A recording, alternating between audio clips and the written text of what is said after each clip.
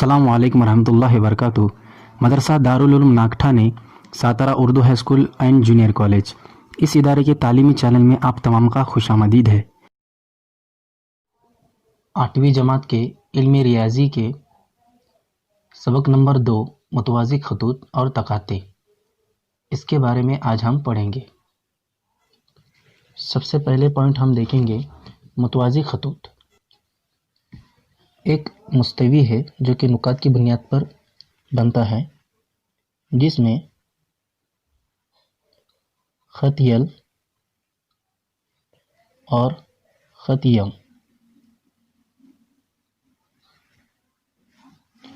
इस तरह से वाक़ा है कि दोनों खतूत एक दूसरे को कता नहीं करते, यानी एक ही मुस्तवी में वाक़ा एक दूसरे को कता नहीं करने वाले खतूत मुतवाज़ी खतूत कहलाते हैं।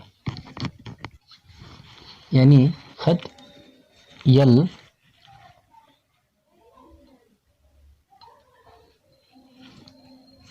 और खत यम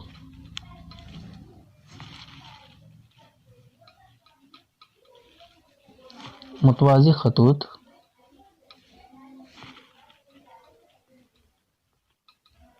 हैं। इसे यम खत मुतवाज़ी है यल खत के, यानी इस तरह से इसको लिखते हैं। दूसरा पॉइंट हम देखेंगे तकाते। एक खत है खत यम, इसी तरह से दूसरा खत है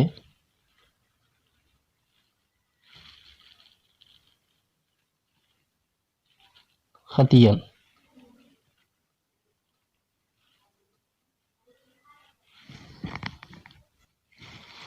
खत यम और खत यन, इसको कता करने वाला एक खत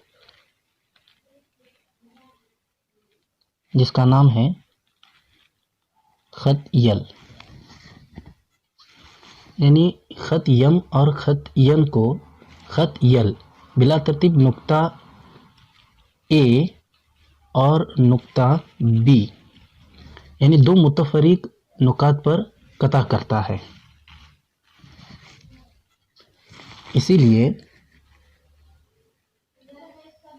खत यम और खत यन का खत यल ये तकाते खत है।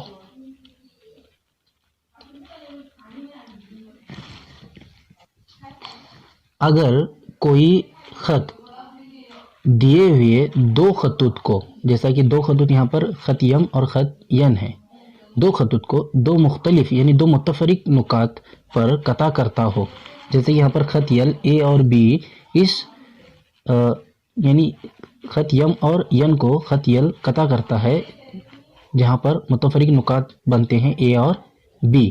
ठीक है, तो इस खत को इन दो खतूत का यानी यम और यन, इन दो खतूत का तकाते खत कहते हैं, यानी तकाता कहते हैं। इस तरह से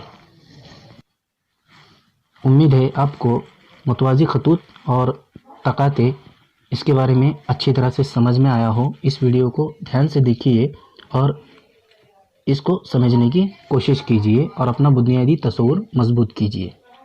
शुक्रिया।